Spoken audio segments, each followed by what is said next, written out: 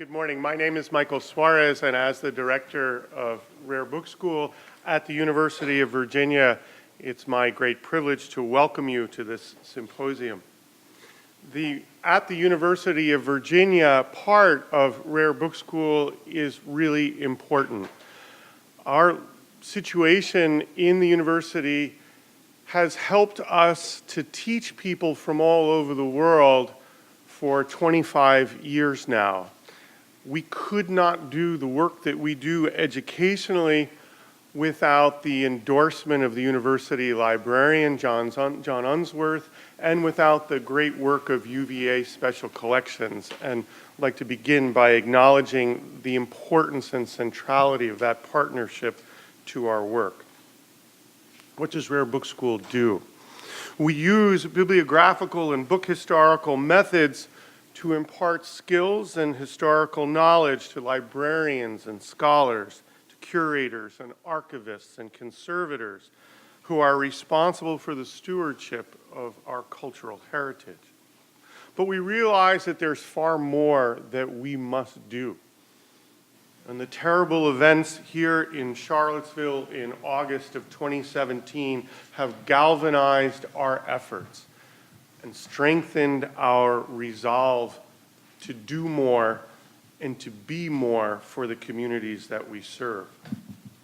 Right now, more than ever, it's important for communities to engage in authentic conversation about the cultural record, to ensure that we're working closely together to preserve an inclusive and diverse archive that documents the full range of cultural experience. Members of this audience will doubtless recall that passage in the early chapters of Between the World and Me, when Coates recounts his formative reading. I needed, he says, more books. At Howard University, one of the greatest collections of books could be found in the Moreland Springen Research Center, where your grandfather, he's writing to his son, remember, once worked. Moreland held archives, papers, collections, and virtually every book written by or about Black people. For the most significant portion of my time at the Mecca, I followed a simple ritual. I would walk into the Moreland reading room and fill out 3 call slips for 3 different works. I would take a seat at one of these long tables. I would draw out my pen, ouch, and one of my black and white composition books. I would open the books and read, while filling my composition books with notes on my reading, new vocabulary words, and sentences of my own invention. I would arrive in the morning and request, 3 call slips at a time, the works of every writer I had heard spoken of in classrooms or out on the yard. I had to inhale all the pages.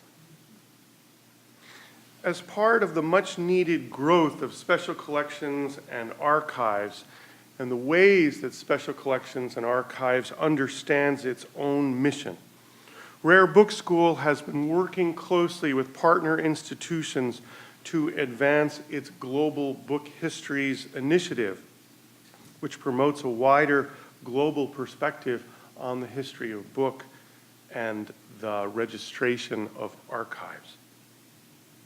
There is much more to be done, however, and we hope that the symposium today will begin a conversation that will help us to identify next steps, how to foster stronger relationships with communities in order to document stories and voices that have been obscured, lost, or overlooked, for to do so will be for everybody's good.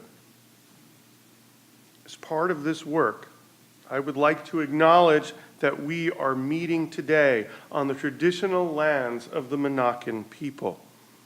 Access to cultural heritage is a human right, and that right is recognized by UNESCO as crucial to individual and community identity.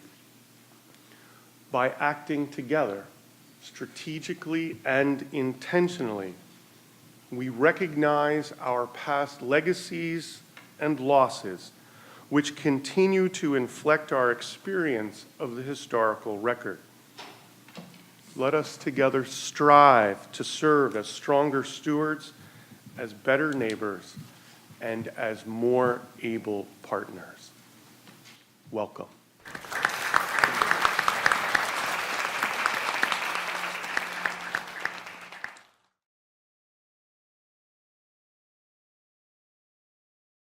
Welcome to this public symposium on archives, memory, and identity, which has been called together by the Rare Book School, and which the University Library is pleased to support. The library has a commitment to archives, memory, and identity, and lately we've been quite actively engaged in establishing connections to the community around the record of Charlottesville's contemporary history and their community archives. For example, Rebecca Coleman and Michelle Claiborne, with Jeremy Boggs and others, have recently been funded for 2 years by the Institute of Museum and Library Services to collaborate with the larger Charlottesville community and a university equity initiative to imagine and co-create a Charlottesville area regional equity atlas, a platform to combine, visualize, and make accessible data about local disparities. An equity atlas serves as a data and policy tool for leaders and advocates to advance more equitable community while helping citizens hold decision makers accountable. The library has also recently been funded by Lyrasis, a library membership organization, for a project proposed by Kara McClurkin, Jeremy Boggs, and Amanda Visconti, working with others. It's called Digital Collecting in Times of Crisis. This grant will enable cultural institutions and communities of all sizes to be prepared for and able to implement digital collecting strategies during and after rapidly evolving social community crises by creating templates and documentation to quickly set up an open source tool to collect and provide access to digital materials, including photos, videos, and social media. And 3 of our staff, Soni Prosper, Ezzy Amos, and Tracy Freeman, were funded by the Provost's Office to spend a week earlier this fall on the pilgrimage to Montgomery's National Memorial for Peace and Justice, informally known as the Lynching Museum. This was an intense experience for our staff, and I'm grateful to them for doing some of the hardest work of community building. So I'm here because the library is genuinely invested in the topic of this symposium in local and immediate and practical ways, but I'm also here to introduce the UVA community to a friend and longtime collaborator, Juliana Richardson. I'm sure Michael or others will more formally introduce her to you later in the day. Meanwhile, I want to welcome her as someone with whom I've worked for a decade on projects supported by the IMLS, the National Science Foundation, and the Mellon Foundation, all of which projects were designed to advance the history makers' unique mission to collect oral histories of contemporary African Americans in all walks of life. I began working with Juliana in 2008 when I was at the University of Illinois as Dean of their Graduate School of Library and Information Science. The president of the university sponsored a 3-campus collaboration to integrate the history makers' content into classroom education at Illinois. When I moved from Illinois to Brandeis University in Massachusetts, Juliana's alma mater, as it turns out, she and I worked together to introduce focus groups of librarians, scholars, and students in higher education to the history makers in order to understand how best to integrate that digital archive into academic library collections for teaching and research. Based on what we learned in that project, we have, over the last 2 years, been working with longtime history makers, collaborators at Carnegie Mellon University to move the history makers' infrastructure to scalable cloud resources, develop MARC records to make each interview findable in the catalog systems of subscribing libraries, and we've transformed, thanks to Carnegie Mellon, an aging Flash-based video platform to HTML5 and improved many aspects of functionality and usability in that digital archive. We've also got some surprising uptake by faculty at participating campuses, and I'm sure Juliana will have something to say about that later. But I'll just end by saying that for searchability, breadth of coverage, contemporaneity, and even serendipity, the History Makers is a truly significant archive of human memory and identity. My example of that is this story Juliana told me recently. After a visit to the New York Public Library, Juliana got a follow-up email that said, "The day after your visit, we received a reference question about the correct pronunciation of 2 old department stores in Harlem for an audiobook recording. The stores were Blumstein's and Koch's. The assistant chief librarian in my division used History Makers to get the answer. It's the only resource that could have answered the question." What is amazing about archives is that you can't fully anticipate the questions they could answer. I hope the same is true of your symposium and that you find yourself, at the end of it, surprised by answers. Thank you.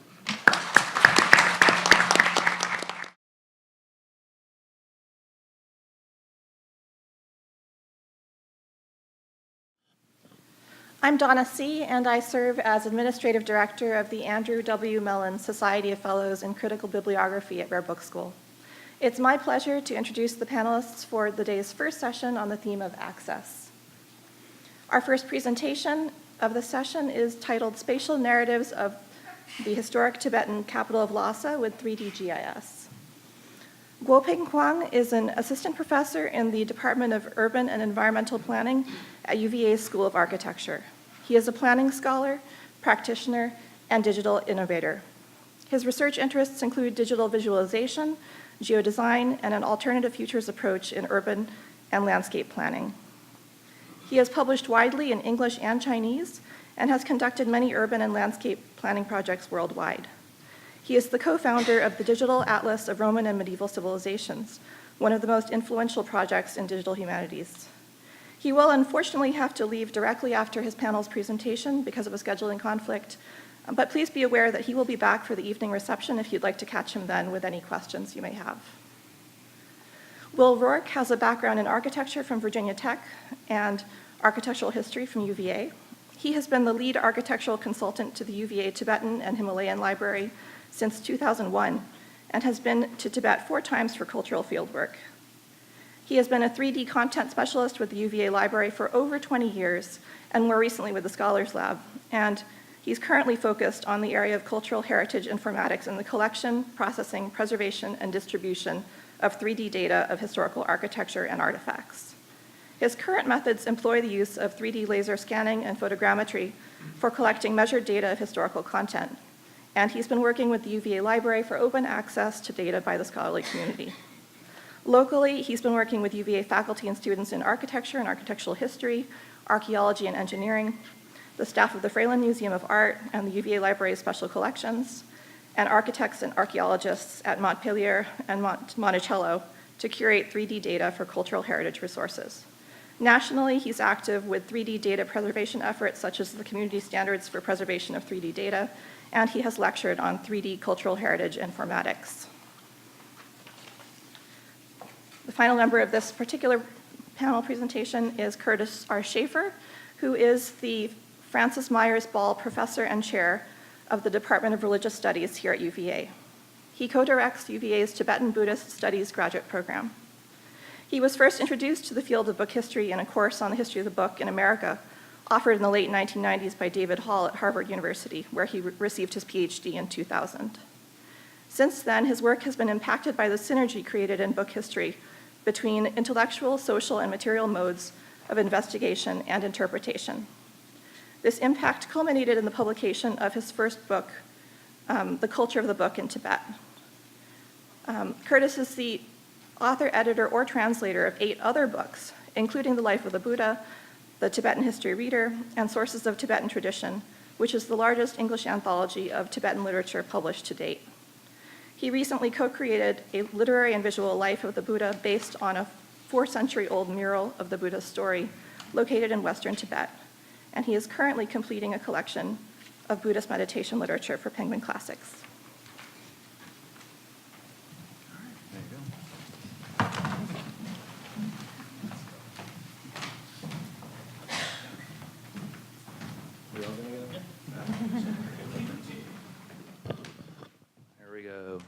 hate microphones. Because I've got a loud voice. Thank you, Donna. And thank you very much for having us here today. I'm always really excited to talk about one of my favorite places on Earth. But a caveat before I even begin, what we're about to talk about is a work in progress. So it's not completed, but it's on its way. Let's see. There we go. So this project began in 2009 as a Mellon-funded think tank to discuss how we could take 3D technologies and Web 3D technologies and make them more scholarly rather than just navigating 3D spaces. And we wanted full scholarly interaction. The think tank turned into a consortium, the Humanities Virtual Worlds Consortium, which is a multi-institutional, multi-national effort. And each member of the consortium is building or built their own 3D environments that could then incorporate a platform that we developed so that you could more scholarly interact with the 3D content and some background data and textual and image content. The UVA team was led by David Germano and Kurtis, and through the Tibetan Himalayan Library and the Tibetan Studies program. We also reached out to the academic community here and found specialists in GIS and, of course, Tibetan specialists for the content. We have a legacy of working in 3D and GIS since the late 90s into the early 2000s. We built 3D environments that were purely just navigable environments. You would walk through a Tibetan monastery, for example, and be able to just get windows to pop up. And then we also built a lot of layered GIS-like maps that were very static and not tied to any data at all. And so we saw a need to work on an updated version of all these things. These were done about 18 years ago with current GIS technologies and current Web 3D technologies. And so we saw this project as an opportunity to build a GIS that was very much needed for the historic makeup of Lhasa. And so building off of what we knew, we started to work on that GIS, and I'm going to let Guoping talk about that a little bit more. Oh, but first, actually, we had to do a lot of research first into the data and the history in the background of historic Lhasa. So first, we're actually going to talk about those resources with Kurtis. As Will said, this was well orchestrated, largely by Will, and largely unrehearsed. Until now. So, until now, that's right. So it's a real honor to be here. Thank you all for being here and listening to some stories about places far away for the first part of the morning. Why this place? Why Lhasa? And what's at stake now? Let me try and answer both of those questions in a short period of time. So, do we have a picture of the Potala that you can show? We'll get to it. We'll get to it. Okay. You're going to see a picture of the Potala. Right now, we're looking at the most important person in our story, who's the 5th Dalai Lama. So many of you probably know the 14th Dalai Lama, currently alive, probably the most famous Buddhist leader in the world. Well, he's the 14th in a line of intentional reincarnations. And Tibetan tradition holds that there are people who are enlightened today, and they can come back again and again to help people. The 5th, it turns out, was crucial to the history of Tibet and crucial to the history of actually the entire Tibetan Plateau, which now extends all the way from Afghanistan and Pakistan all the way up into the middle of China. Drop a pin in China, in the middle of China, and you're still in Tibetan culture. In 1642, the Dalai Lama, aided by a sizable army led by Mongolian leaders, won a long civil war. for the control of Lhasa, which was at that point the center of the Tibetan economic and political realm. 1642 was the year when centralization began to grow exponentially. It became not only a political center, a symbolic center for the Buddhist traditions in Tibet, but a cultural center as well. And there's no finer architectural symbol of that than the Potala Palace. At one time, we still believe the largest building in the world with over 1,000 rooms. Here you see what is probably a 19th century painting of that. And it was a really famous subject for painting all over the world. Okay, why did this building exist and what was it? Well, it was two things, let's say. It was let's say it was three things. It was a political center. If you came through Tibet from someplace else, you had to go here to get permission to go anyplace else in Tibet. It was a military center. The thing is a fort. It's a fort. It was meant to defend against rivals. And it's also a symbolic center, too. So every Dalai Lama after the fifth Dalai Lama is interred there. They are embalmed and then put in these gorgeous gilt gold stupas or reliquaries. Now, why is that important? It's important because of the Buddhist mythology surrounding the Dalai Lama. Why is he so important? It's because he, as an enlightened being, looked around the world eons ago and said, what's the most wretched place I can find to go help people? And he looked around and he said, no, it's not Palm Beach. No, it's not Montana. No, it's not southern India. It's way up there in the boonies in Tibet. And he landed there. And again, according to tradition, he made a vow to stay there until all people are enlightened and to ease the suffering lifetime after lifetime. So imagine the kind of power of that narrative if you combine that with a political center and an economic center. That's what we have in Lhasa. That's what we have in the form of the Potala Palace.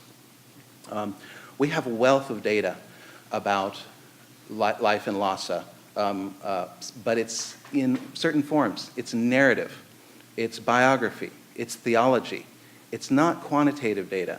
This has presented us with great challenges for trying to represent what's meaningful about a place like Lhasa and its history through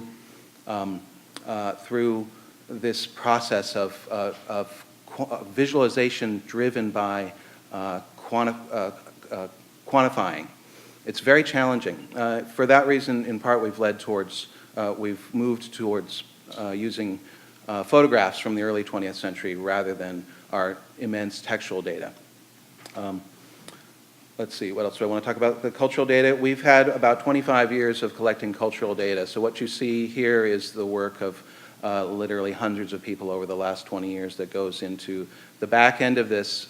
And yet what we were able to represent in this project is still only a fraction of what we have. So when Will says it's a work in progress, it means it's a lifetime work, right? Not a couple of years. I'll say one more thing. Why does it matter today? It matters today because of the 20th century history of Tibet. In the 1940s, Lhasa was probably a town of about 25,000. Now it's probably heading towards 700,000. There's been immense population transfers from mainland China to Tibet. There's been immense population growth, and the face of it has changed so rapidly we can barely even keep track of it. As Guoping will talk about, we were able to use satellite imagery to get back to a period just on the eve of this exponential expansion in the 1960s. And we were also able to use maps from the 1940s to try and capture something of the traditional Tibetan township and the Potala's place in that. So maybe I should move on to have Guoping talk about GIS. So to summarize, basically we have a huge collection of data, and different data sets are in different forms, mostly in text, and also we have images, historic photos and maps, and also kind of lots of multimedia contents currently in the Tibetan Himalayan library. And the way we want to organize all the data is different from a traditional approach, not by subject, not by the authors, and by collections. We decided to organize all the materials by their spatial locations. But as you know, that most of historical evidences and materials do not have any kind of geographic kind of registration associated with them to begin with. So that's why we started to look for good reference data so that we can reference other things. So this is the earliest image we can find, and this is actually a satellite image captured in 1966 by a spy satellite. So it was declassified in 2002, and we were able to acquire it. And we also collected a huge amount of other data sets, including the remote sensed the terrain data set, as you can see on the right. And this is the SRTM digital elevation model data. And we stitched together data sources from the DEM data from different sources with different resolution and did calibration in order to make things accurate. And then finally, we bring everything into GIS. So as you can see that we spatially registered all our historical maps. They are often distorted because there was no modern survey technology when the map was created, and we tried our best to stitch together those images. And we also digitized lots of features of the historical maps, including building footprints, the road network. And we also try to digitize lots of additional features based on the description of the text, the travel diaries, including the linko, as you can see, around the city.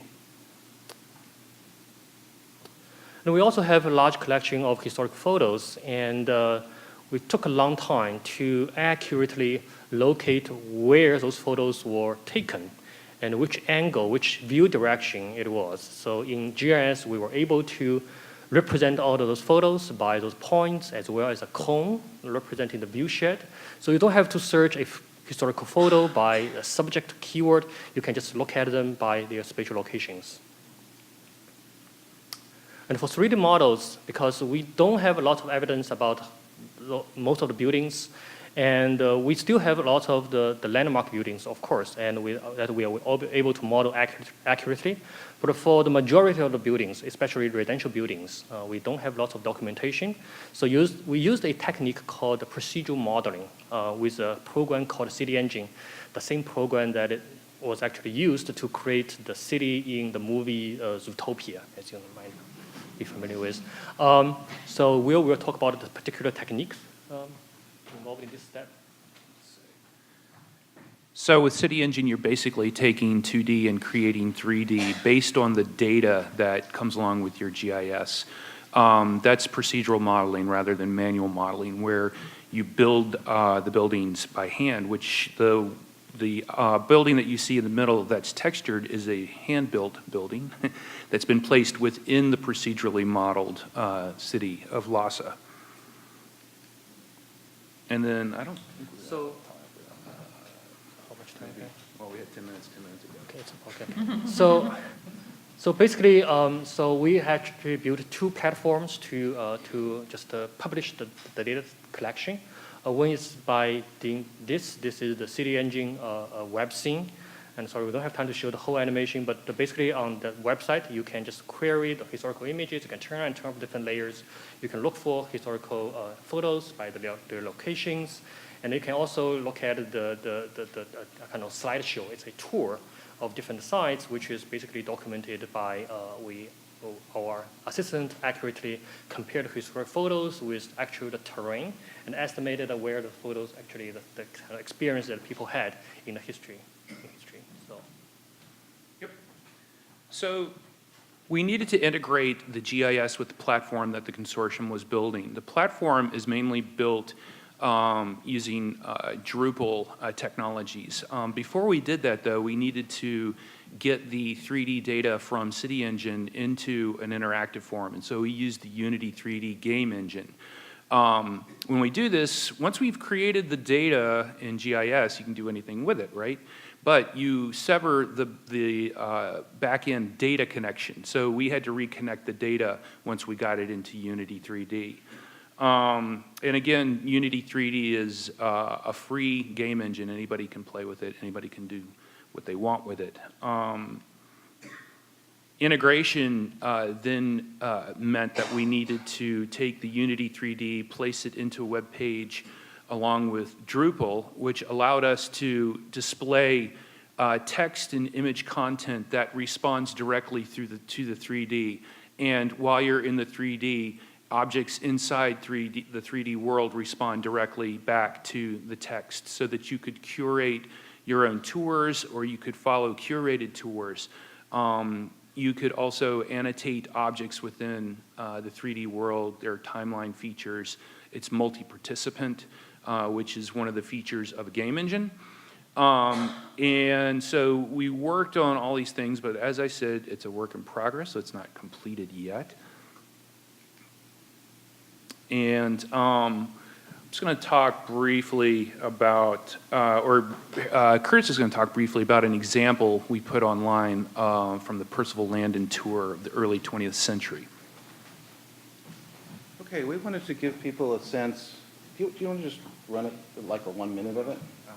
We don't have a Okay, all right, okay. We wanted to give people a sense of what it was like to walk through Lhasa, especially along important pilgrimage routes, important symbolic routes, such as the Lingkhor that Guoping mentioned, which is the long circumambulation route around the city. We were able to do this through the maybe prescience, you might say, of a British fellow, Percival Landon, who took photos all along the existing Lingkhor as it was in 1903 and 1904. This turned out to be about the best source we had for a comprehensive vision of the circumambulation path. Let's see. What else do I want to talk about? It's too bad that we're not able to play the animation. Yeah. Actually, there's supposed to be an animation that you can see how actually you can use the website. But it's okay. The website maybe you can visit. Yep. Imagine yourself walking through Lhasa. Let's see. Maybe I just want to say one other thing. And there's a whole ethical conversation here to be had about our uses of data and the way that these forms of data were originated and preserved. We don't have time for that, but we use data from Nazis. We use data from the present Chinese government. We use data from Tibetans. We use data from travelers, empire builders, and colonialists to build this kind of thing. Our hope is that by creating something that's open source and that has some life in a public institution, that we can give back a little bit to that sordid story of the creation of all of this data. But that's a really challenging thing to do, huh? And it doesn't come free by any means. So maybe we can think through some of those issues, as I'm sure many of you are as you're creating archival projects. Yeah. Thank you so much. Yeah.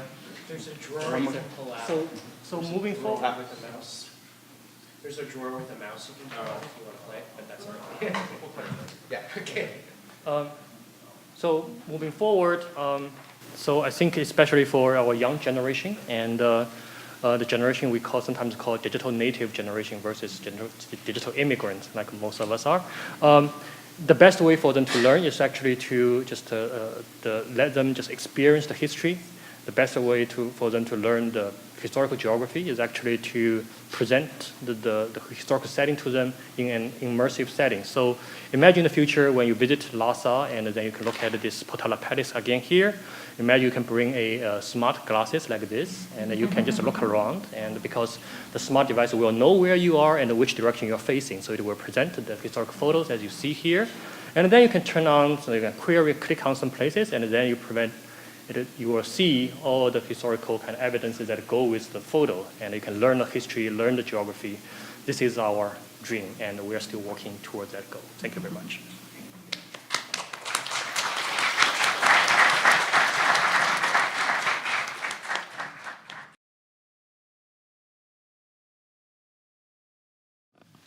Our next presentation is the Plateau People's Web Portal, a model for ethical access to cultural heritage. Trevor James Bond is the co-director of the Center for Digital Scholarship and Curation and the Associate Dean for Digital Initiatives and Special Collections at the Washington State University Libraries. He is currently working on grants funded by the Institute of Museum and Library Services, IMLS, the American Council of Learned Societies, ACLS, and the Andrew W. Mellon Foundation. He has presented widely and published articles on collecting and access to archives. He received his MLIS and a Master's in Ancient History at UCLA, and he recently completed his PhD in Public and Western History at Washington State University. His dissertation, titled "Why Should We Have to Buy Our Own Things Back?" describes the struggle over the Spalding Allen collection, exploring the Nez Perce's tribe's successful effort to purchase the earliest documented collection of their material culture from the Ohio Historical Society.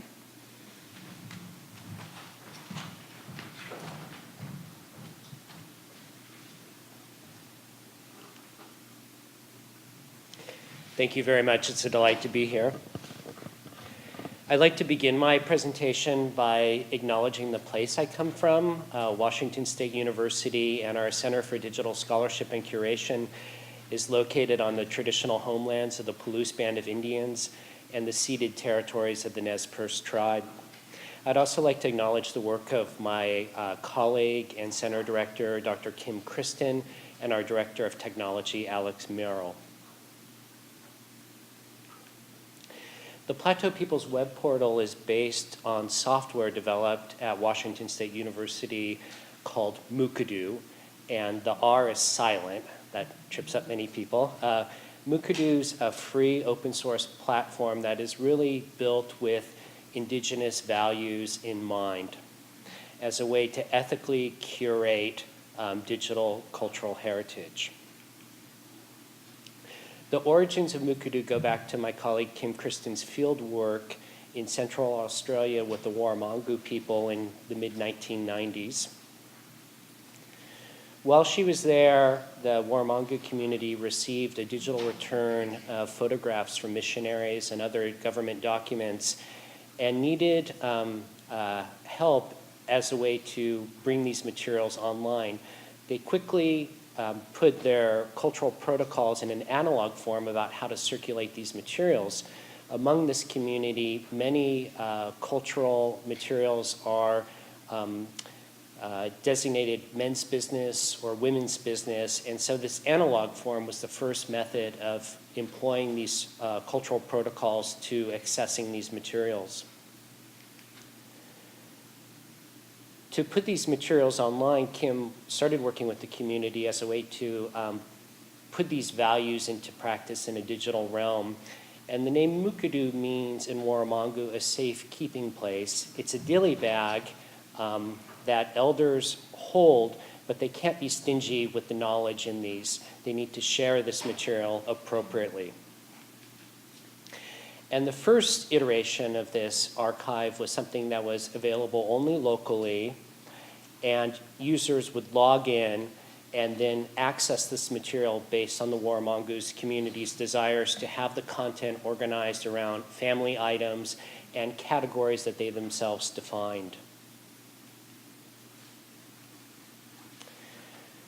Moving to Washington State University 10 years ago, the Plateau Center and Washington State University holds a memorandum of understanding with regional tribes. And this council, this advisory council, requested from WSU a software platform so that tribal communities could share their cultural heritage in ethical ways. And the first iteration of the Plateau People's Web Portal launched about 10 years ago with 3 communities. 6 years later, there were 6. And today, there are now 8 communities participating in the portal. You'll notice in the background there's a scene of the Columbia River, and this was an image selected by the tribes as the Columbia River unites these communities across the Columbia Plateau. But those 8 aren't the only communities involved. We have numerous communities that provide content into the site. I've highlighted the National Anthropological Archives at the Smithsonian Institute. We have numerous other contributing institutions that provide materials in digital form for curation on the site. Another feature of the site is that each community has its own custom page, landing page. This is the Coeur d'Alene page, and I'd just like to point out that the tribe selected this color photograph on beautiful Lake Coeur d'Alene, really highlighting that these are contemporary, vibrant communities. They don't exist only in black and white photographs and in dioramas. Aangeslaagd, Limlem zal squeekstemmen, Chistitsa unch. So that was Michelle Clark speaking a traditional greeting in Coeur d'Alene. And these landing pages allow communities to embed audio and video as well. And working with the tribes, one of the things that we've realized is the great need for language instruction, and I'll talk a little bit more about our dictionary building features later in the presentation. So cultural protocols are ways that communities circulate knowledge in ways that reflect their own values. This is an analog version from Central Australia, again, showing a method of hiding the identity of somebody who recently was deceased. Eventually, this tape could be removed. Cultural protocols in the communities that we work with vary, but these are some of the big buckets, if you will. We have protocols around gender, seasonal protocols. Some songs may only be sung after a first snow, sacred protocols, and then a broad category of community-defined protocols. And the software we developed really allows any community to define these protocols around access. And I'd just like to highlight that these protocols are not about restricting access. It's about respecting traditions and circulating knowledge in ways that are important to the communities. The other big feature of the site is that communities define their own categories. I think sometimes libraries and archives love to talk about collaboration, and collaboration really takes the form of, we'd like to do this project, we're going to use our platform and our standards. So Mukudu turns that on end in that the communities themselves define the categories that they wish to have their material organized. In the Plateau People's Web Portal, we have 12 categories now defined by the tribes. And this is also a flexible feature of the database that if new materials come in that don't fit one of these categories, the communities can add additional categories as well. Really at the heart of the Plateau People's Web Portal are digital heritage items. And these are media assets combined with metadata and community knowledge layered on top. And we can also allow communities to form relationships between these digital heritage items. So a couple of examples of this. There's a collection of glass lantern slides from my department at Washington State University related to the Chamawa Indian Boarding School in Salem, Oregon. This site brings back traumatic memories for many communities where children were forcibly removed from their families, sent to these military-style schools where they were heaved up a very heavy dose of assimilationist education and norming. In addition to the brief metadata that I showed on the previous slide from our department, individual communities then added their own cultural stories on top of these objects. And if you look at the tabs on top, you can see that multiple communities narrated the content in different ways, and I'll show an example of this. So this scene in a bakery then has a cultural narrative by a Umatilla elder. The text is associated with the individual who contributed this community knowledge, and then we also have some embedded audio that further enriches the narrative of this event.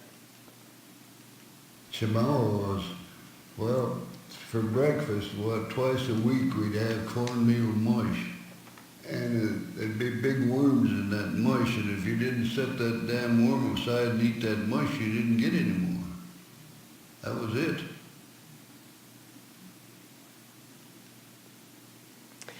Another example then between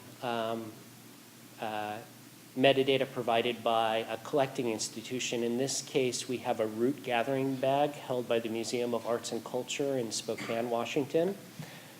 The description includes the terms round, twine, cylindrical bag, hemp, and cotton, very standard museum description.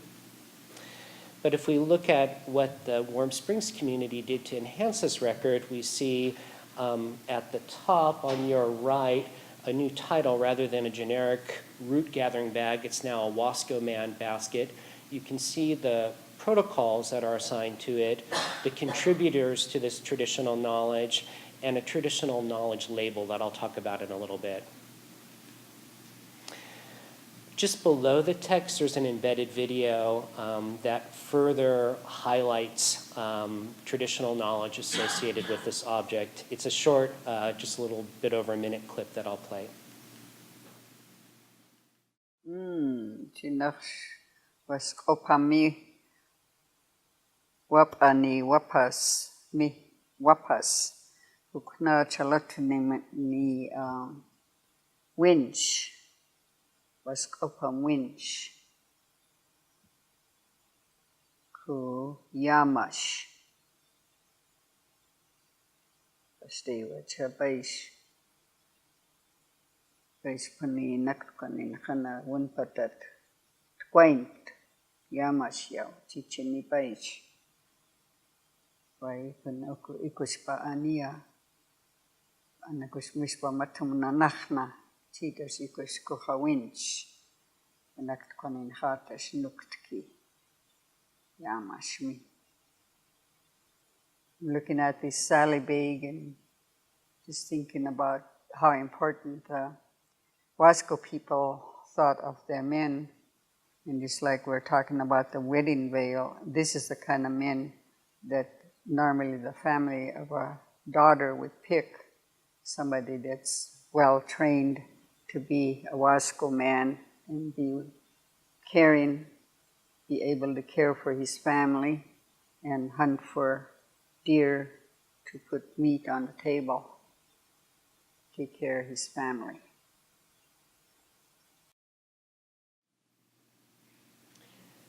I still get goosebumps every time I see these videos. I think one of the things I want to highlight is just the power of hearing the Wasco language and this element of cultural sharing, preservation, and also language instruction. Also, too, I think this is a really powerful example of how the scholarly record, the archival record, can really be enhanced with deep, meaningful collaborations with communities, and the importance of returning digital objects and other sorts of collections back to source communities so that they're available to the community. Cultural narratives such as that, rich, deep, layered metadata. This does not happen quickly. When we write grant proposals in the CDSC, we really talk about outcomes rather than the quantity. We're never going to be a giant aggregator. We're never going to have hundreds of thousands of digital objects in a site like the Plateau People's Web Portal. But what is there is vetted by the communities and layered in often rich and meaningful ways. So how do we get there? Well, we use a process that we term collaborative curation. And I'm just going to talk briefly about that. We've defined 11 individual steps of collaborative curation. The video that you just saw took about 3 years of work and included multiple site visits. We started by writing down notes, then doing an audio recording, then eventually a video recording. And metadata of this nature really involves long-term relationships of trust and respect, and also giving the communities the ability to define how this knowledge is shared and circulated. So 11 steps involving research, community consultation, visiting repositories, content selection, gathering materials, content review, defining access and protocols, community metadata reviews and engagement, sharing, and publishing, I suppose. Working with tribal communities, though, these 11 steps aren't fixed, they're fluid, and in many communities, collections research, community consultation will be combined into a single step. I mentioned briefly traditional knowledge labels. I'll just say something about them briefly. These are a set of labels that Kim developed with a colleague, Jane Anderson, at New York University, and they're meant to be placed alongside copyright and Creative Commons. In the Western copyright system, we really have protection of an individual author or creator, but with many Native communities, knowledge is really recognized as being a community asset, so copyright does not help them. Also, many Native American collections are held by third parties. They've been removed through colonialism and other collecting processes from their source communities. So these traditional knowledge labels are advisory labels on how the communities would like to see their materials cited and otherwise recognized, and also recognizing that the content may include different aspects of advisory notices. So some of these that you see here are related to families, seasonal use, outreach, education, non-commercial use. An example of the TK labels in action is a recent collaboration with the Passamaquoddy people. They developed their own customized TK label site.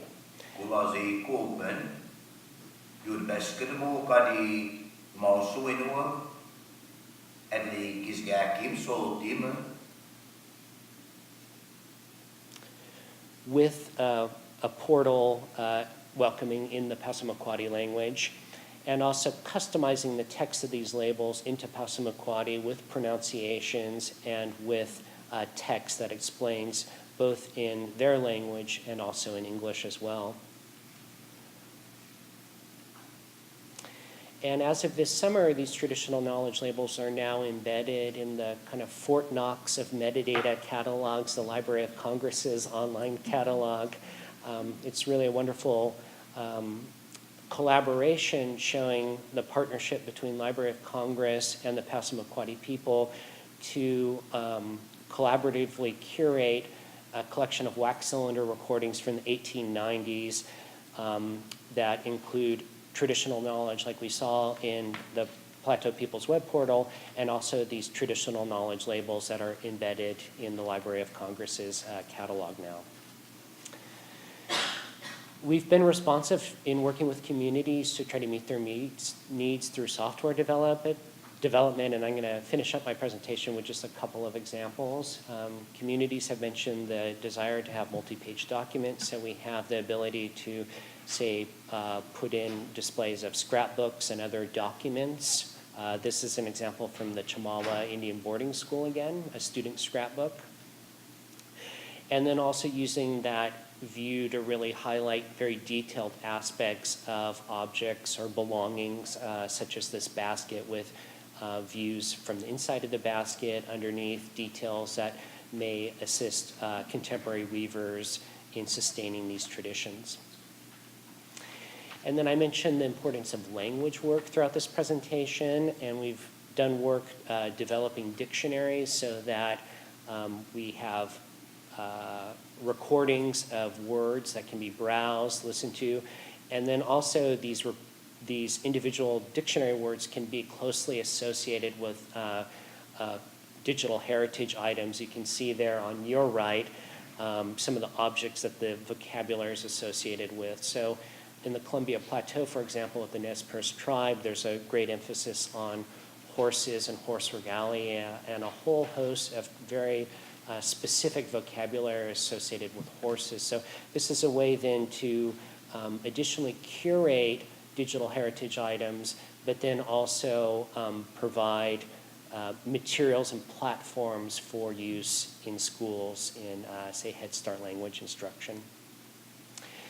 So I'm going to wrap it up there by just saying that this technology is really, the technology is really not important. It's these relationships of collaboration and trust that we've been working to develop over years. And I think also the recognition that our tribal partners have stories to share, and knowledge that we need to respect and also to put on par with other sorts of knowledge, other sources, and also to accurately and ethically represent the sources of these cultural narratives and knowledge. So I'll stop there. Thank you so much.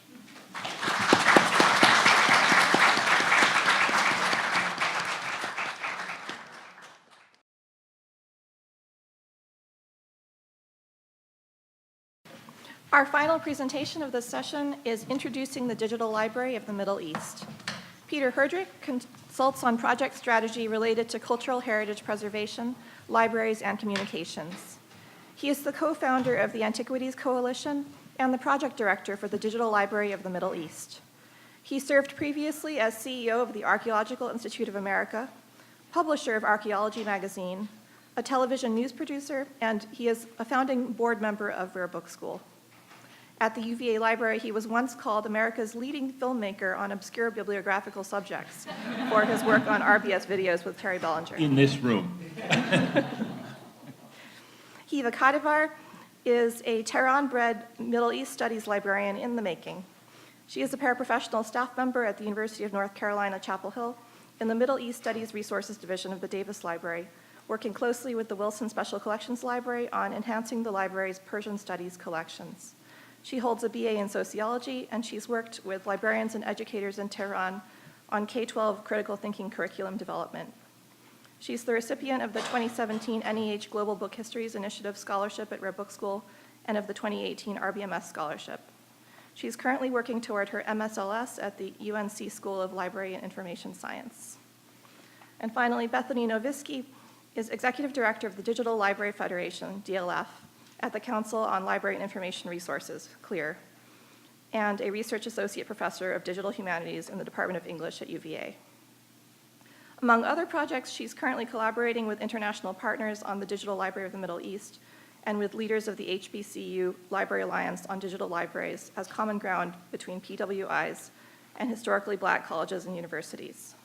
Dr. Novisky formerly directed the UVA Library's Scholars Lab and is a past president of the Association for Computers and the Humanities.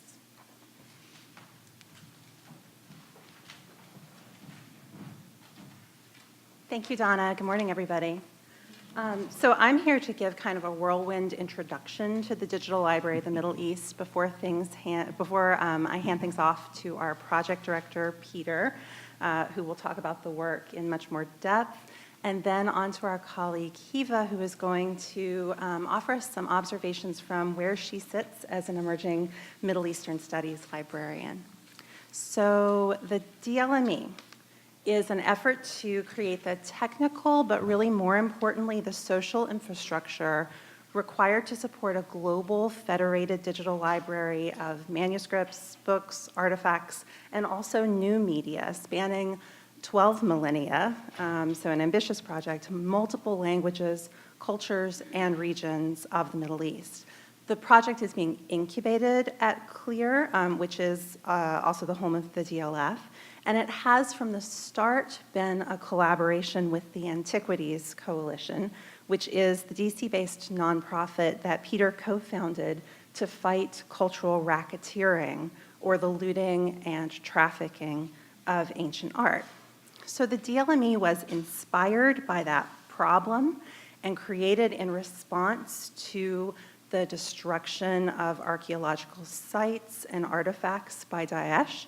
But it quickly expanded in imagination and I think kind of in empathy too, beyond being a simple sort of inventory of digital surrogates that could record provenance, maybe deter theft, and serve as a copy of last resort, and into something with the ambition to be a collaboratively owned, fully fledged international research and teaching environment. So, with the help of the Whiting Foundation and our technical partners at Stanford University, we built a small prototype in 2017, and it's online at that URL that you see at the top. But the content that you will find in the prototype is all really sort of low-hanging fruit that we harvested for testing purposes from American university libraries. So if you take a peek now, it'll be a little misleading as to what the sort of goal of the project is. Our prototype uses a number of technologies and approaches that may be familiar to a UVA audience because many of them are in use around here, and one of them, Blacklight, was even pioneered in the Scholars Lab and UVA Library. With the support of the Mellon Foundation, which also funded the earliest planning phases of the project, we're now undertaking real implementation. And the new Qatar National Library, which serves as a kind of regional repository for smaller archives, is a major participant and a content contributor in this phase, and they're also offering a great deal of language expertise to the project as well. So besides building out the framework right now, this implementation phase will involve a big influx of content held in Middle Eastern libraries, museums, and archives. And the material is being selected, and relationships, most importantly, are being nurtured by a wonderful team of curators led by archaeologist Elizabeth Waraksa. When complete, in addition to image interoperability through IIIF and faceted search and browsing across collections that have never been brought together before, we'll also be using the capabilities of a tool called Spotlight, kind of an extension of Blacklight, to enable curators, scholars, and it is my real hope, eventually general users of the platform, to create their own arrangements and interpretations of the content of the DLME. So we're just a few months into this 2-year implementation grant, and Charles Henry, who is president of CLEAR and my co-PI on the project, is leading work on regional shared governance models, and will be overseeing the ultimate migration of this project from where it's being incubated at CLEAR and Stanford to the hands of our partners in Middle Eastern countries. So as you can imagine, that's some thoughtful and delicate work. I want to shift gears now and close my little portion of this presentation by sharing a few lines from some very recent writing by Yusuf Omowale. And this comes from an essay called We Already Are, which was written for a Mellon-sponsored Sustainable Futures meeting on community archives that will be held in New Orleans last week, and I know some of us in this room are headed there.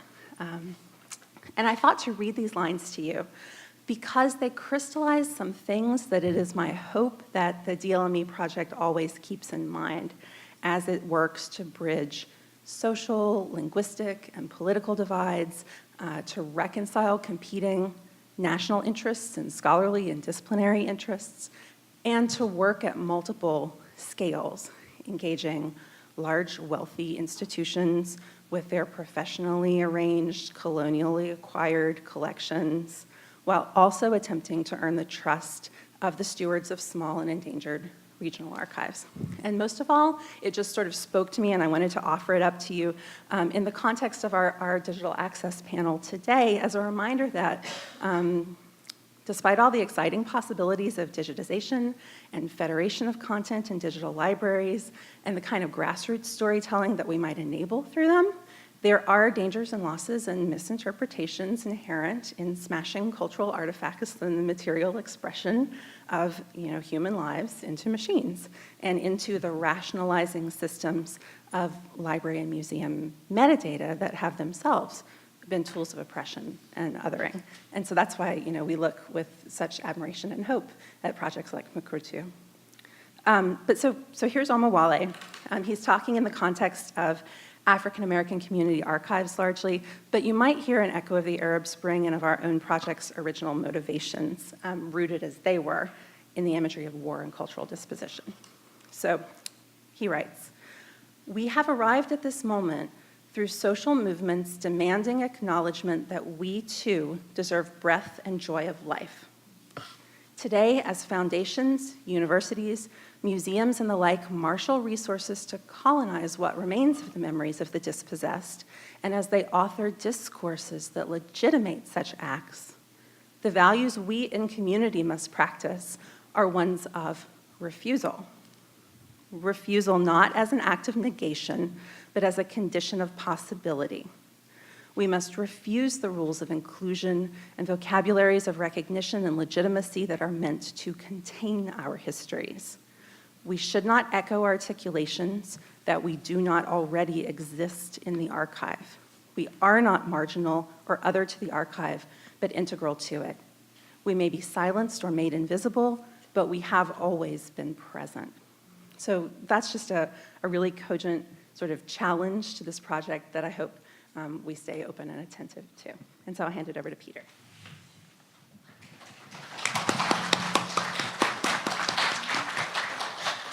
Thank you, Bethany, very much. Let's start here.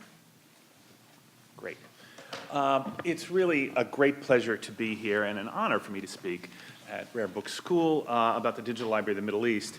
When RBS, like Venus on the shores of Cyprus, emerged from the foam at its birthplace back at Columbia, I was actually there. So this is a bit of a homecoming for me. Sincere thanks to Michael, to Barbara, to Danielle, to Donna, and to the rest of the RBS staff for having me here today and for organizing this wonderful presentation and symposium. So let's talk about access, memory, and identity a bit. Access to the digital records of cultural heritage materials and collections around the world is at the heart of what we do at the DLME as we federate disparate collections showcasing the cultural fluorescence of the Middle East and North Africa from global partners and make them readily available to all. It even claims pride of place on our homepage, as you can see, access. Along with this access goal, and Bethany told you a bit about how we do that, and we have been able to accomplish that due to the generosity of our partners from the Mellon Foundation, which I want to point out.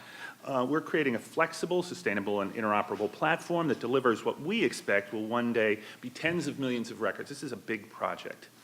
We also propose a critical cultural heritage preservation goal for our digital library, one that addresses the on-the-ground conditions in the region. We need not look far to see the horrifying desecration of cultural heritage, particularly in the Middle East, perpetrated by the so-called Islamic State. Foremost, of course, is the suffering of the people in the region, and with hundreds of thousands killed and tens of millions of people displaced, the human cost is well nigh incalculable. We keep that in mind as best we can. We are, as we think about that human suffering, though, we also recognize the threat to our shared cultural heritage. The looting and illicit trafficking of cultural material as a financial resource for terrorists is a nearly incalculable and unimaginable horror. And let this aerial view of the Syrian archaeological site of Mari suffice to illustrate its ignominy. Those, as you can probably tell and has probably seen, those are looters' pits that were organized by the Daesh terrorists to remove material from the ground and sell to help fund their activities. Right, so add to that the wanton and the premeditated destruction throughout the region in places like Palmyra, and pause just for a second and think back what it was like when you opened a news site and you could practically get physically sick by reading yet another account of the infamy perpetrated on the people and the places under the boots of the terrorists. And it's readily evident that these threats to local communities and to our shared patrimony are urgent and require immediate response. One example of that threat to which we are responding, Father Columbus Stewart, who many of you know, I'm sure, the executive director of the Hill Museum and Manuscript Library at St. John's University in Minnesota, tells of a collection of manuscripts in Mosul in 2015. He and his colleagues there were able to digitize about 6,000 just before the arrival of ISIS. In the intervening years, he estimates that 1,500 of those manuscripts have been destroyed.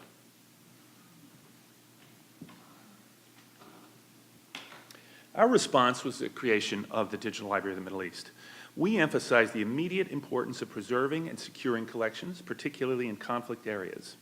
While our present goal is to create access to a larger number of collections to build out the DLME database, our cultural heritage preservation goal is to work with and fund initiatives that assist at-risk collections to harden digital collections management and security, starting with inventories, description and cataloging, documentation, and digitization of collections. After all, you can't preserve and protect your collection if you don't know what you have. If material disappears, you can't activate the community to help find what's stolen if you don't have digital records, and recovery can't happen without provenance records that prove ownership. This emphasis promotes ongoing access to objects that in many instances are under threat of destruction or loss. It's a strategy that we hope will help ensure the existential continuity of these collections by creating greater security. It's also notable that it isn't just looting and illicit trafficking that causes these existential threats. There are many other reasons and many other causes, including theft, lack of resources, indifference, urbanization, natural disaster, climate change, and general rapacity orchestrated by cultural racketeers, their partners in the illicit trade, and unethical collectors. We all agree, I think, that access to information and interventions to ensure the continued existence of collections are critical goals, and we're not alone in this, and that's what I want to delve into just a bit. Access is increasingly a principal goal of international cultural heritage policy. The UN's 1948 Universal Declaration of Human Rights proclaims that we all have the right to access information. For the DLME, this takes on special significance, particularly around the right to access information about heritage communities and the denial of that right. In the paroxysm of destruction led by the terrorists of ISIS, sites, buildings, and collections were targeted. The International Criminal Court, in its landmark verdict of September 2016 in the Mali and Al-Mahdi case, recognized that intentionally directing attacks against religious and historic buildings can constitute a war crime. Also targeted were specific communities. Destruction of community records is cited by UNESCO, as Michael mentioned, as a first step towards cultural cleansing, and it's particularly germane to our topic of memory and identity. Let me give you an example of a situation we've come across in our work. In 2016, the Iraq Institute of Conservation of Antiquities and Heritage met in Erbil with minority communities, local minority communities who were so stressed at that time and continue to be. There, representatives of the Yazidi community spoke specifically about their struggles. The community was fragmenting as people were driven from their ancestral home on Mount Sinjar, dispersing to seek safety. Among the few things community members were carrying were family records, photographs, manuscripts, and religious materials that tell the story and create memory, to tell their story and create memory and identity. And they were frightened that these irreplaceable records would be stolen or lost, which is, of course, a devastating prospect. When asked if digitization of these records was of interest, representatives all agreed that it was, because they need and desire to ensure access to this information as a bulwark against destruction of their community. The DLME is invited to a follow-up meeting in Iraq next year to assist in this effort to address this need.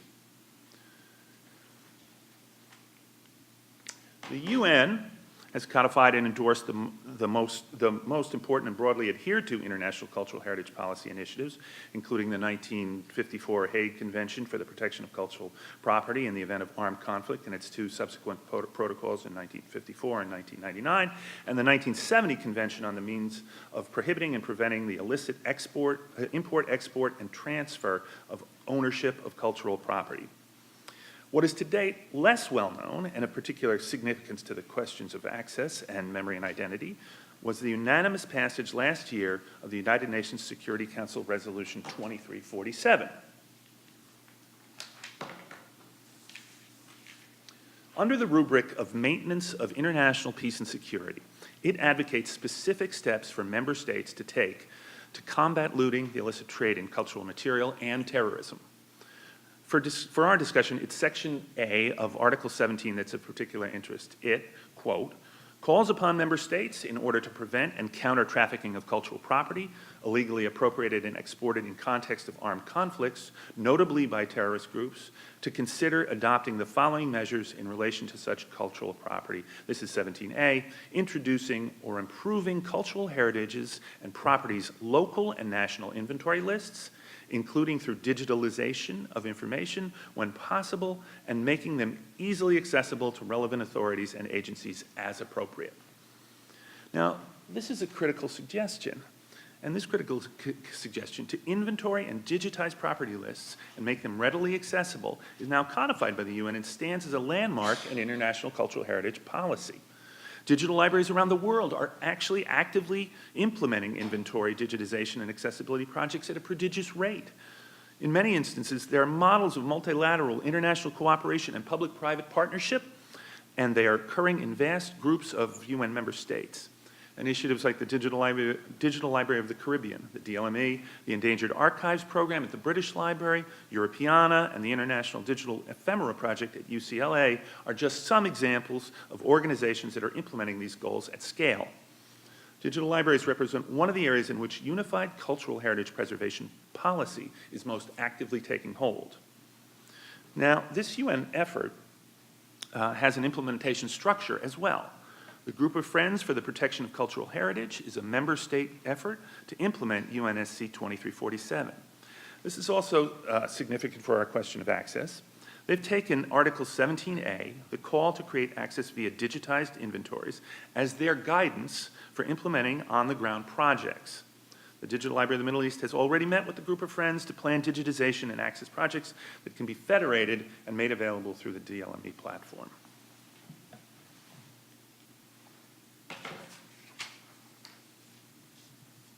Finally, one last thought.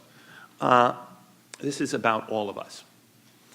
Think of this. Maybe it's next Tuesday and you're back at your library working with digital records. Perhaps you're creating access to new records in your library catalog, or you're creating a finding aid. Take a moment and think about this. You are implementing international cultural heritage policy, part of a community that cares deeply about these issues. That's how important your work is. Thank you very much, and I turn it over to Steve.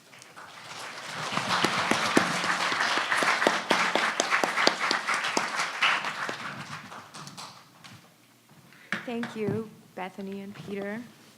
It's a pleasure to be here. I have 3 points to share, followed by questions that I'm hoping that will feed into the Q&A that we'll have shortly.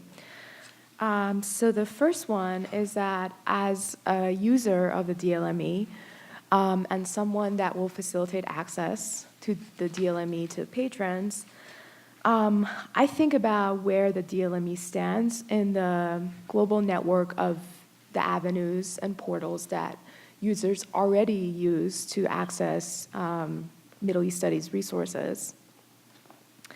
And I think about how the DLME envisions its integration into that global network, especially in conjunction with widely used portals like the OCLC's WorldCat or the Arab Union's catalog. And I think this is something that I've already heard from our faculty in the Middle East Studies Center and our graduate students.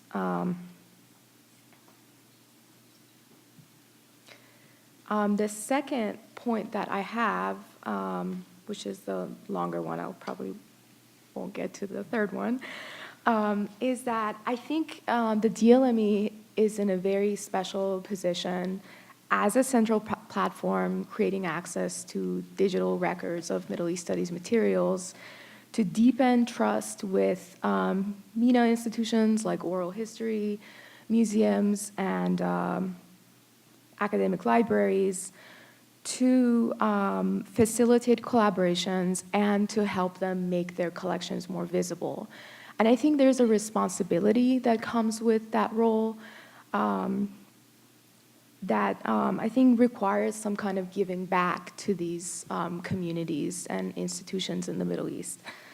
And one example of that giving back that I think about is that there's already a very high demand between librarians and archivists in the Middle East for having the most recent trainings within the library science field, like the most recent metadata trainings, and for having more collaborations with international partners, such as academic libraries that have Middle East collections in America and in Europe. And with that high demand, there are a lot of cultural and administrative obstacles that these librarians and archivists face. And I think, especially in this particular time, let me just give an example. I think as an Iranian, with my life being impacted by the Muslim ban and being reminded every day of how the ability to travel is a luxury for some people. I think the DLME is in a very special position to travel to Middle East countries, Middle East and North Africa, to foster these collaborations and facilitate these training opportunities. Because, I mean, if we compare the headache of helping librarians and archivists getting visas to travel to conferences in the US, and compare that with us going there, not me, clearly, but I think the DLME is in a very special position to facilitate those opportunities. And also to collaborate with professional associations that are already in the region, like the Arab Federation of Libraries and Information, and also the Special Libraries Association, the Arab Gulf chapter. I don't know how we are in time, but. Okay, quickly. I think I mentioned earlier the interest that's already there with our faculty and graduate students being a part of the conversation. I think about how in this implementing phase, how the curatorial team is going to consult maybe an advisory group of potential users such as faculty, librarians, curators. And I'm just gonna turn that over to our Q&A. Thank you.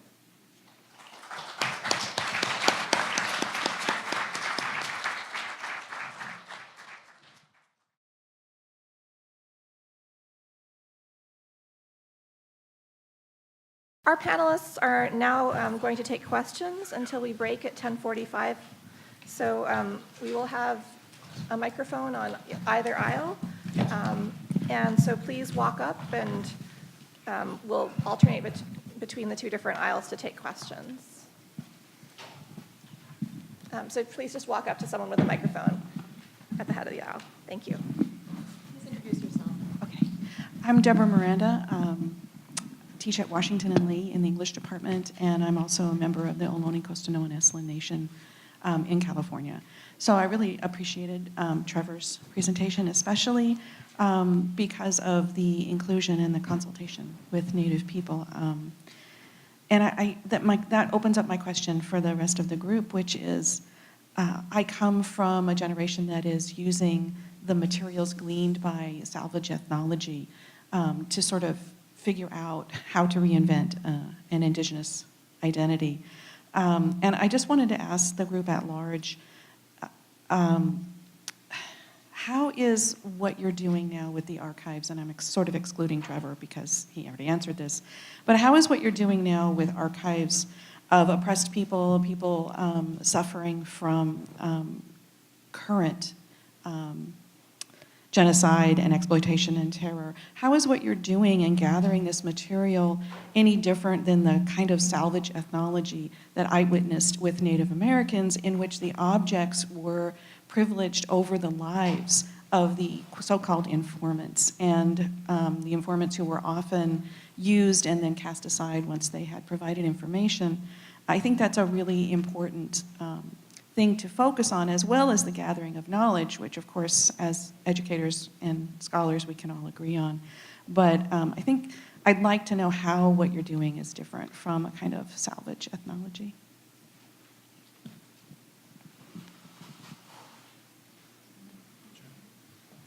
I'll say this. We do, as I mentioned in my brief presentation, we do try to think very strongly about these are objects and there are people involved here, right?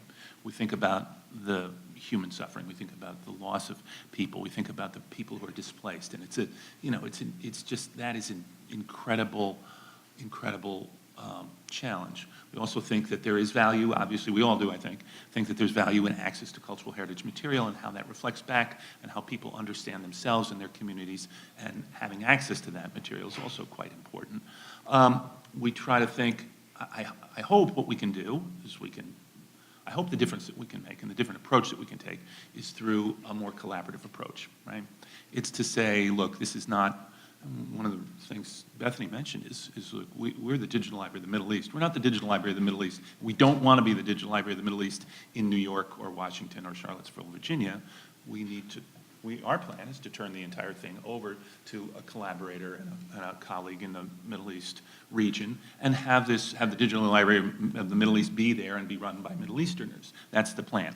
So we're hoping that what we can do in the meantime is, of course, be very cognizant of the contribution of local communities, be very cognizant of the diversity of that group, because from Morocco to India is a long way, long variations, or with lots of variations in language and approach and religiosity and how things are practiced. So that I would say is something that we do think about, and that we are in the, we've tried to bake it in from the beginning, and now we have to deliver on that a little bit. Yeah, and I'll just add that I appreciate that question so much, and it is I think it's the key question for a project like this.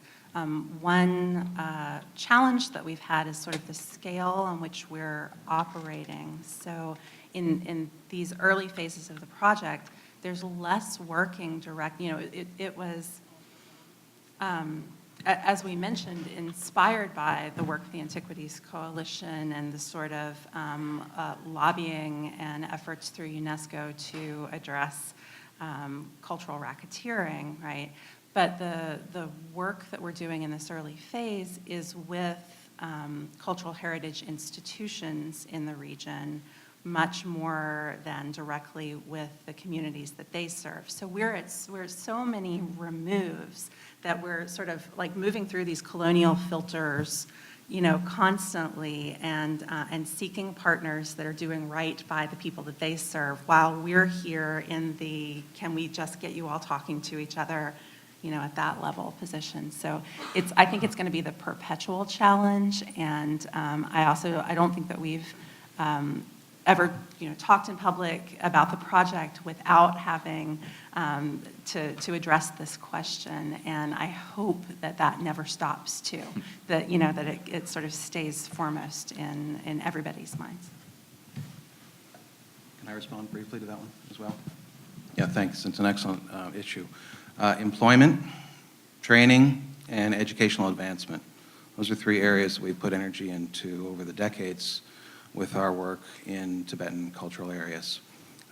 We have now probably about 25 part-time and full-time employees working on cultural preservation, only a part of which we see in the back end of the 3D program that we showed you this morning. We've worked hard to move foundation and federal dollars from Europe and North America into China and South Asia. We have a social entrepreneurship program, federally funded, which brings people largely involved with cultural preservation and cultural and ecological tourism to the States for job training and advancement. And we have done our best, although this is a place where I really wish we could do more, to bring people from China, Tibetans from China, into our PhD program and enable them to get good jobs in China. And so we just had a person, or actually our first Tibetan who's a Chinese passport holder, get a tenure-track job in a Chinese university. So we're working on that, but thank you for that question. I'd like to add too, just briefly, just being mindful of the narratives of the dominant culture and the fact that many of these archaeologists, ethnographers, and others that were documenting the so-called vanishing races of the late 19th century thought that they were doing this work because these communities would disappear, but indeed they have not disappeared. They've changed, they've been resilient and adapted to centuries of unending assimilationist policies of the federal government, and I think we're at an opportunity now to collaborate, reintroduce some of these sources, or facilitate these relationships so that these sources can be returned to communities. As a scholar, one of the things I recognized in doing my work on the Nez Perce tribes' purchase of a collection of their cultural heritage was not viewing these objects as beautiful works of art or the earliest this and that, but really as examples of life ways of how you bead, how you work with porcupine quills, those sorts of things that are powerful tools within these communities that continue to engage in these activities and want to pass on this knowledge among community members into the future. So I think something like Mukurtu allows Indigenous, Native, First Nation communities to provide a needed corrective to the dominant culture's narrative about culture and cultural history. So my name is Monika Rue. I am the Director of Library Services and Curation from Johnson C. Smith University, which is located in Charlotte, North Carolina. And I'm also the board chair for the Historical Black Colleges and University Library Alliance. And my question is, being that many of you coming from majority institutions and you're doing a lot of diverse community work, can you speak a little bit about how do you build trust, especially when you're thinking about people from different parts of the world, Tibetan, the Native American culture? How do you begin to build trust to have them contribute to the dialogue and the protocols as well? Can you just all speak a little bit about that?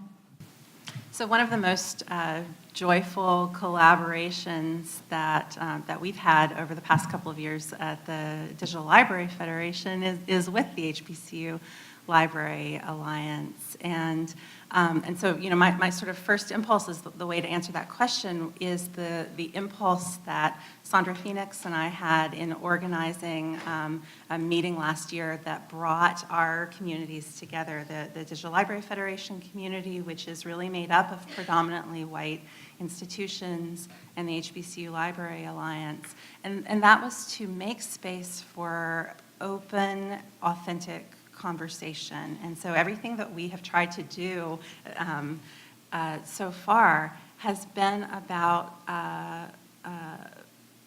putting individuals into positions where they can share, be vulnerable, have a safe space in which to do that, and try to work toward authenticity. And we didn't sort of realize when we started this project together that authenticity would emerge as such a watchword of everything that we were doing.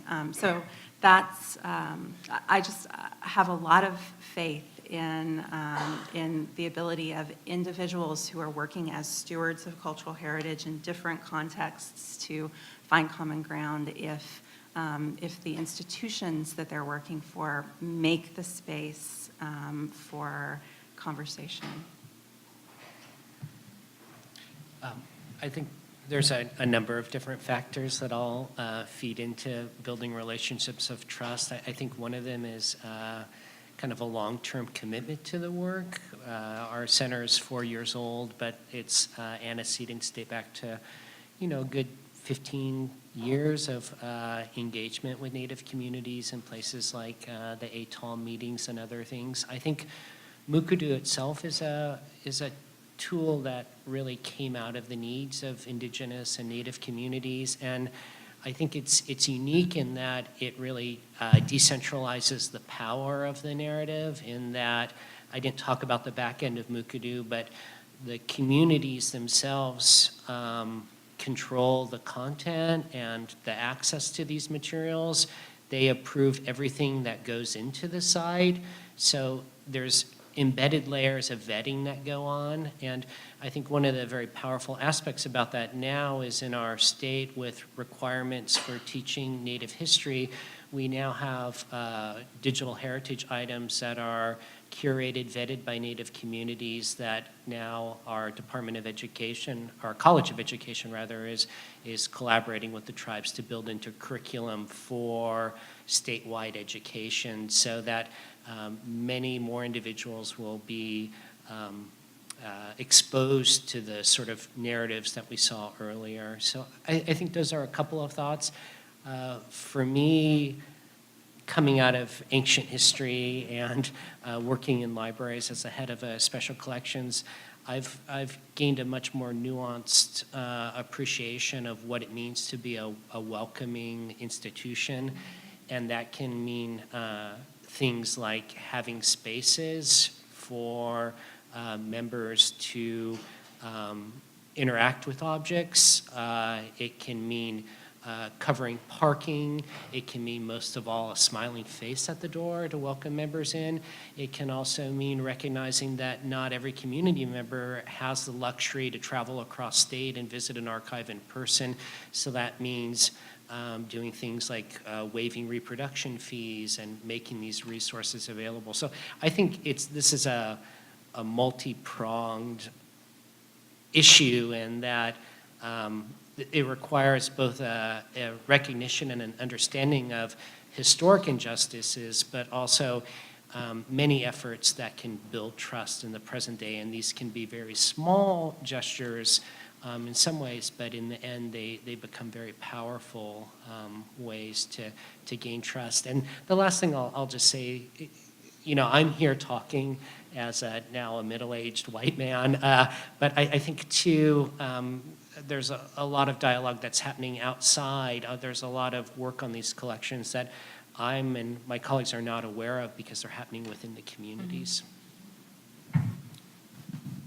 I just want to talk real quick about how complicated trust is with Tibetan cultures and Chinese cultures, because you have to balance the two when you're doing field work in Tibet, especially in the Tibetan Autonomous Region. And I just want to say that one of the most powerful ways of ensuring trust is through language. I do not speak Tibetan, but many of my colleagues do that I work with in Lhasa. And when you speak to native Lhasans in Tibetan, they will open up to you a lot more than if you're speaking to them in Chinese. And that has enabled a lot of trust between our group and doing interviews with the people that live in, the Tibetans that live in Lhasa, and relaying their lives and their culture. Language is very powerful. I think we have time for one last question from this aisle. Good morning. My name is Libby Coiner. I'm an archivist at Elon University in North Carolina.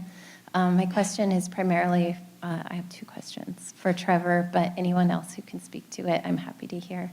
My first question is, from your position in a public university, how did you navigate building a platform that denied access based on gender or age? And my second question is, through building these relationships and starting these conversations, has that led to repatriation of any materials back to the communities? Thank you for your question. I think one of the underpinnings of our work is that we're at a land grant university with a mission to serve the whole state and particularly underserved communities. Our university has a memorandum of understanding with the region's tribes and a tribal advisory board that reports to the president. So some of that's in there. I think the bigger issue around open access is one I'm still trying to understand, but I think it's a recognition that open access really privileges the dominant community, and that I think it behooves the dominant community to be mindful of the richness of cultural heritage and to respect that other communities have protocols for sharing and circulating knowledge that have served those communities well through centuries of onslaught and assimilation. And we need to, I think, be respectful of those things. I think I'll stop there. I'm afraid we have to wrap up the Q&A now to stay on time. But I hope that the questions, if there are more, will keep coming during the break that we're about to have out in the lobby. And please join me in thanking all of our panelists.